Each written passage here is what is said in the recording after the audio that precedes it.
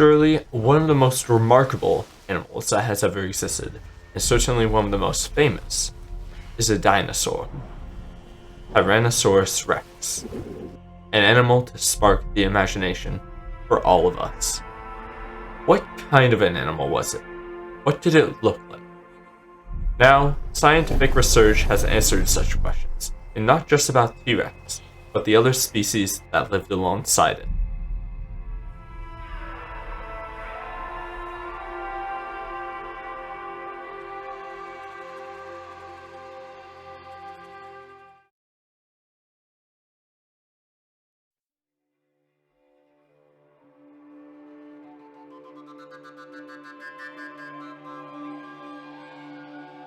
For a dead animal to fossilize, a number of factors must be just right.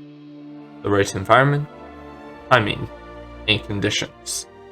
The fossil then needs to survive for millions or hundreds of millions of years, and then get back to the surface. It must then be discovered before natural processes have a chance to dissolve it. The process of fossilization can be simplified into a few steps.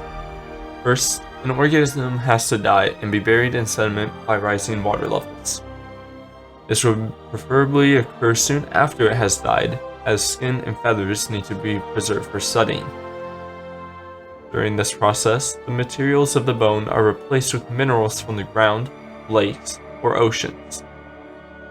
After millions of years of added sediment and rock, erosion may reveal some portion of the remains that are then discovered.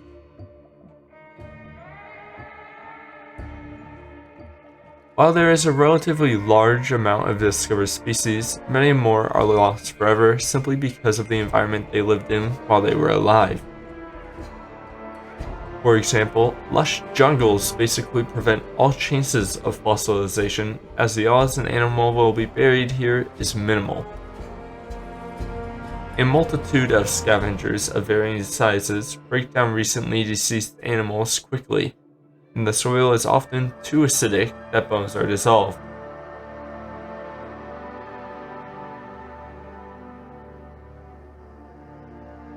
Today, half of all known species live in the few remaining rainforests that only cover 2% of Earth's landmass.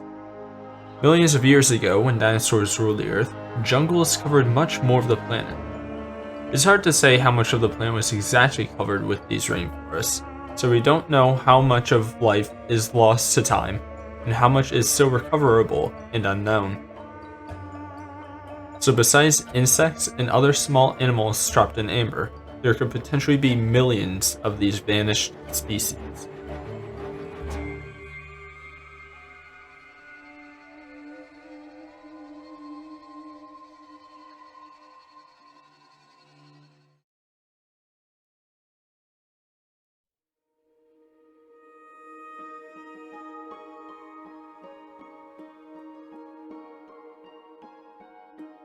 Melanocytes are specialized cells found in the skin, hair, and eyes that produce a pigment called melanin. Melanin is responsible for the color of these tissues and plays an important role in protecting them from the harmful effects of UV radiation.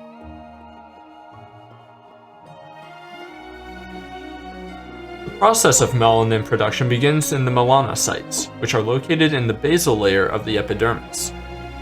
These cells have long, branching extensions called dendrites that reach out to adjacent skin cells. Melanocytes produce and store melanin within special organelles called melanosomes, which are transferred to the dendrites and then passed on to the neighboring cells. Melanin is produced through a complex biochemical process that involves the amino acid tyrosine. Tyrosine is first converted into a molecule called DOPA, which is then oxidized to form dopaquinone. Dopaquinone is a reactive molecule that can either be converted into eumelanin or pheomelanin, depending on the presence or absence of cysteine in the cell.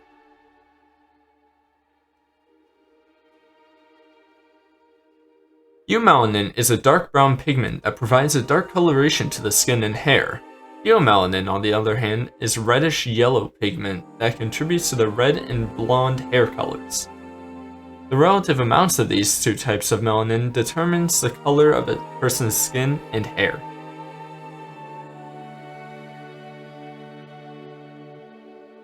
Melanin production is regulated by a number of factors, including genetic and environmental factors.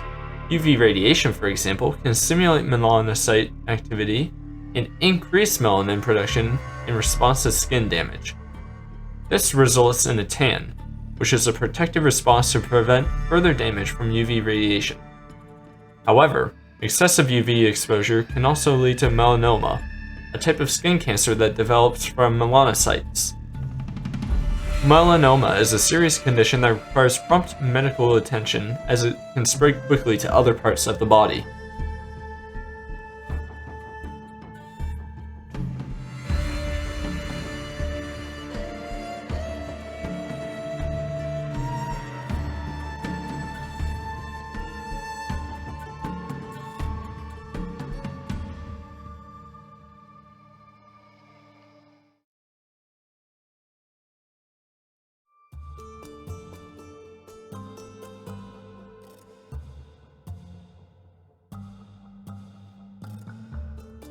Some soft features leave behind distinctive traces on bones that we can look for in the skeletons of extinct animals.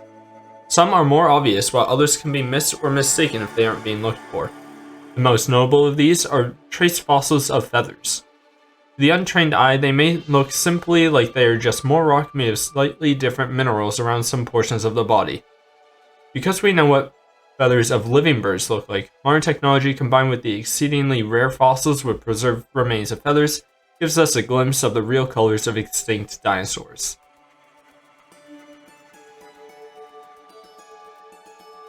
The process for actually analyzing this prehistoric plumage and interpreting coloration from it is an interesting one. Isolated feathers are stored in glycerin and sampled for scanning electron microscopy and photographed. They were then cleaned in water, and small samples of each feather were removed with a scalpel, placed in the glycerin, and observed again. Analysis of elemental makeup was done to distinguish between original colors and colors of mineralogical origin.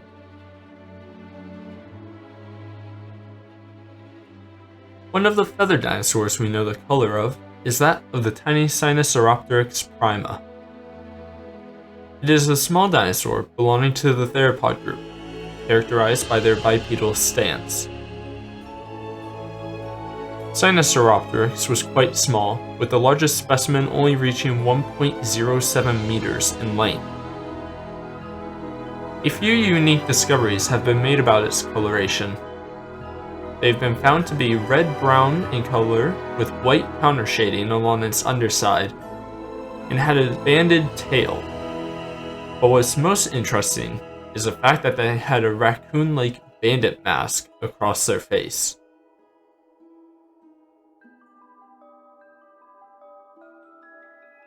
Another species that we have discovered the colors of is Anchiornyx huxley. Anchiornyx huxley is another small theropod, but part of the Paravase clade. Paravades are small, four-winged dinosaurs that include more commonly known species such as Archaeopteryx lithographica. Anchiornyx huxley would have been primarily black and dark gray, with white spots dotted along its forewings and tail. His head would have been decorated with gorgeous red feathers, making him look shockingly similar to the modern-day pileated woodpecker.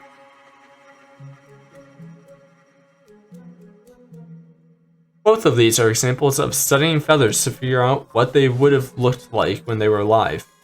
But what about those without feathers covering their bodies?